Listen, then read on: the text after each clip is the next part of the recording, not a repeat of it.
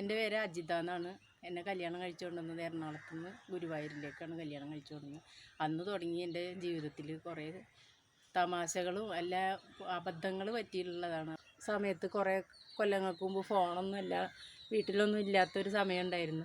ആ സമയത്ത് ഞങ്ങളുടെ വീട്ടിലാണ് ഫോൺ ഉണ്ടായിരുന്നത്. അപ്പോൾ ചുറ്റുവട്ടത്തുള്ള ആൾക്കാരൊക്കെ വന്നിട്ട് ഫോണിൻ്റെ കാര്യം എല്ലാ കാര്യങ്ങളും എന്നോടാണ് പറയുക. ഒന്നിൽ വിളിക്കാൻ പറയും, ഒക്കെ അവരോട് ചെന്ന് പറയാൻ പറയും. അങ്ങനെ അത്യാവശ്യമായിട്ടൊരു കാര്യം അടുത്ത വീട്ടിലൊരു സത്യൻ എന്ന് പറഞ്ഞ ആളുടെ പെങ്ങളെ പ്രസവിക്കാൻ കൊണ്ടുപോയിട്ടുണ്ടായിരുന്നു. അപ്പോൾ ആ ആളുടെ അളിയൻ വിളിച്ചിട്ട് എന്നോട് പറഞ്ഞു, ഒരു പ്രത്യേക അവൻ്റെ ഭാര്യയുടെ കാര്യം പറയാനാണ്, സത്യൻ്റെ പെങ്ങളുമാണ്. അപ്പോൾ എന്നോട് പറഞ്ഞു ഇങ്ങനെ ഒരു അത്യാവശ്യ കാര്യം അനിത പ്രസവിച്ചു, അത് ആൺകുട്ടിയാണെന്നൊന്ന് പറയാം, സത്യനോടൊന്ന് ചെന്ന് പറയാൻ പറയുമെന്ന് ചോദിച്ചാൽ പറ്റുമെന്ന് ചോദിച്ചാൽ. അപ്പം ഞാൻ പറഞ്ഞു ആ ചെന്ന് പറയാമെന്ന് പറഞ്ഞു. അങ്ങനെ ഞാൻ തന്നെയാണ് അടുത്ത വീട്ടിലൊക്കെ ചെന്ന് പറയാറും ഒക്കെ.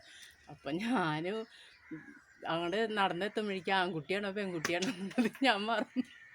ഞാൻ ചെന്നിട്ട് ഞാൻ പറഞ്ഞു സത്യ അനിത പ്രസവിച്ചു.